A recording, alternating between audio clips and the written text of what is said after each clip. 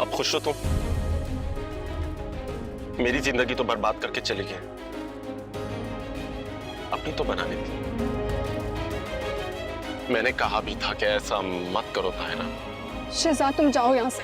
नहीं जाऊंगा, यहीं खड़ा हूं। बहुत सुन ली मैंने तुमको, अब नहीं सुनूंगा। खुदा के लिए मैं तुम्हारे आगे हाथ जोड़ती हूँ। मेरी जिंदगी में पहले बहुत परेशानियां, मेरी परेशानियां और मत बढ़ाओ।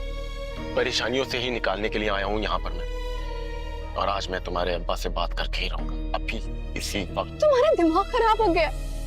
देखो अभी के अभी यहाँ से जाओ, वरना मैं अपनी जान दे दूंगी।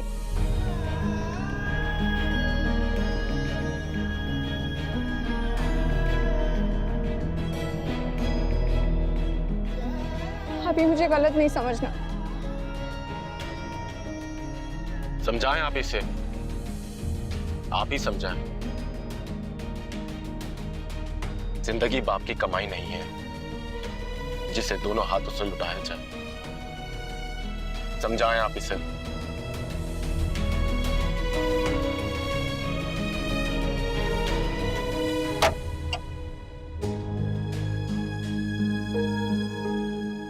भाभी मैंने उसे नहीं बुलाया था, वो खुद आया था। खामोश, चलो मेरे साथ।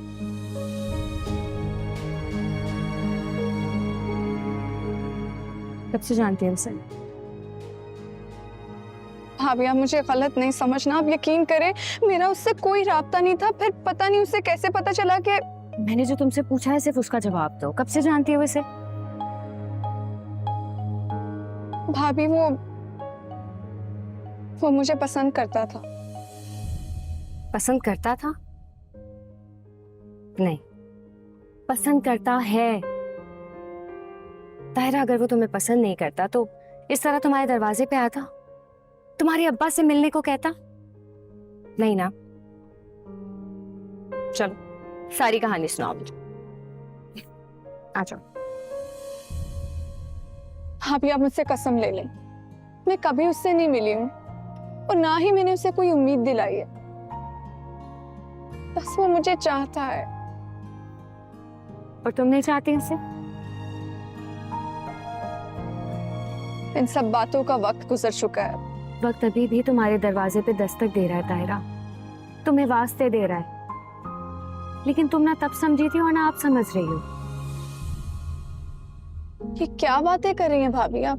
मैं वही बातें कर रही हूँ जो अंदर ही अंदर तुम्हें खाई जा रही हैं।